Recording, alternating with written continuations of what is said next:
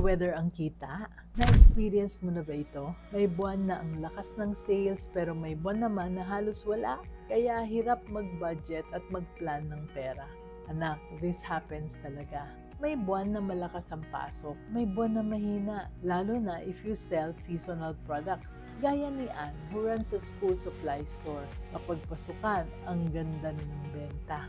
Parents are buying notebooks, pens, bags, lahat sabay-sabay. Ang saya kasi parang Pasko, di ba? Cash is flowing in. Pero pagdating sa summer, tahimik ang tindahan, walang bumibili. Ang sakit sa ulo kasi kahit walang sales, tuloy pa rin ang renta, kuryente at sweldo ng staff. Every year, stress siya kasi laging kapos sa budget. At first, she just prayed and hoped enough ang kita niya during the peak season.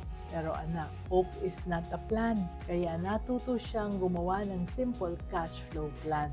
She started listing all her monthly income and expenses. Then, during the peak months, she would set aside a percentage of her income para may pambayad during the slow months. Para siyang naglalagay ng baon sa alkansya.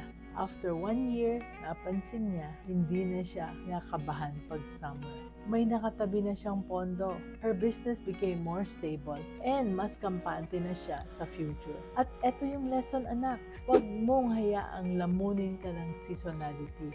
Save during the good months so that you will have a buffer during the slow months. Ganyan, para maging business-minded Pinoy. And if you want to avoid common business mistakes, learn more about my Business Basics for Business Owners course. Check the link in the comment section.